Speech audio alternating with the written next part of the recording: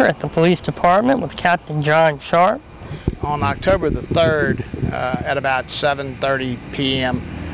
We had a pedestrian fatality that occurred. A gentleman from Florence, Kentucky, who is a truck driver, had a load of equipment to deliver to Henderson Auctions in Livingston, and he stopped in the center turning lane of Florida Boulevard to ask some questions of some people who were working nearby.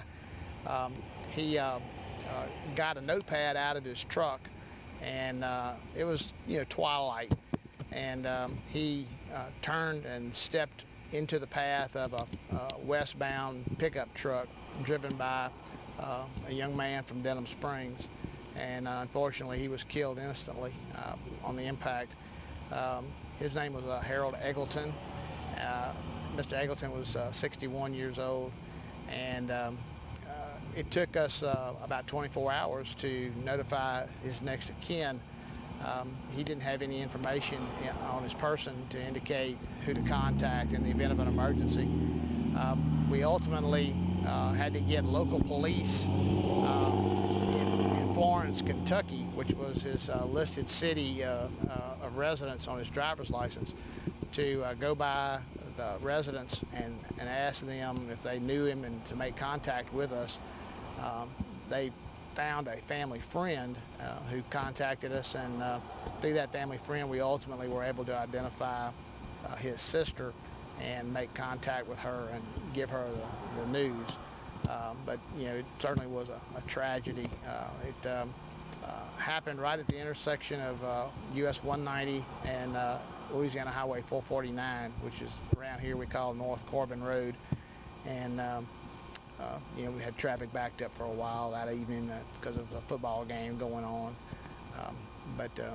That's the first fatality we've had in several months, so we've been doing pretty good. Will there be any charges, or are you not at liberty to discuss for the driver of the vehicle? No, there's no reason to charge him. He was, the testing indicated he was completely within his lane of travel. Speed does not appear to have been a factor. It's not a well-lit intersection. We don't know why the gentleman parked where he did. His headlights were on his vehicle. That may have had a part in preventing the driver from seeing Mr. Eggleton until it was too late to do anything about it. We're looking for Dennis Champagne. Dennis is 31, I believe. He's 5'7", weighs about 180 pounds, short brown hair, hazel eyes. We have warrants on him for 2 counts of robbery, a count of burglary, 2 counts of failure to register as a sex offender, and a count of battery. He's from north of Walker, and was arrested in 2003 on a charge of attempted aggravated rape and aggravated battery on his victim, and got a pretty substantial sentence. After serving 10 years, he was placed on parole and was released. We have arrested him a couple of times since then on various minor matters. Most recently in May for resisting arrest and battery on a police officer. On the day in question, September the 10th, he committed the 2 strong-arm robberies, meaning that there were no weapons involved, and then that started our quest to find him. In the meantime, we learned that the sheriff's office had not had determined that he had not registered as a sex offender or changed his address as he was supposed to, so warrants for that as well. Let me ask you this: the strong-arm robberies, where that occurred here in Walker? Yes, they did. Are you at liberty to discuss where? Sure. One of the robberies was at a local convenience store. He basically grabbed some items and pushed a clerk out of the way and left. And then the other strong arm robbery was committed against a woman here in town that he apparently knows, and involved stealing some cash from her. He was last seen on the banks of the Amite River, as I understand it. We have had a multi-agency search going on for him since I think the 10th, and the last time he was seen was last Friday. I believe it was the East Baton Rouge Sheriff's Office had a quick track on him. It lasted a couple of hours and they lost him. The day before we had a lengthy search. I think it was 16 or 17 hours. That was in the area between the Amite and the Comite River. And then earlier that week on the 7th, we had a search for him here in Walker. So we haven't seen him here in Walker since the 7th.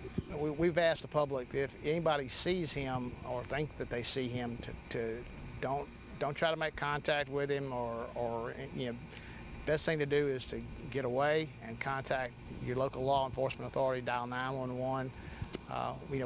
We've responded to a lot of calls where people have thought they've seen him, and that's fine.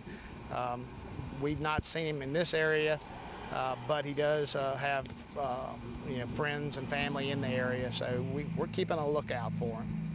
In early October, we had an officer, two officers that had stopped at the traffic signal at Walker North Road and Highway 190, and there was a pickup truck at the red light. When the light changed, the truck sat there and didn't move. So one of our officers got out to go check and see if everything was okay, and the driver and passenger were both asleep or passed out in the front of the pickup truck, and there was about a year-old child in the back seat. We were able to knock on the window and wake them up, and then we had a little excitement after that.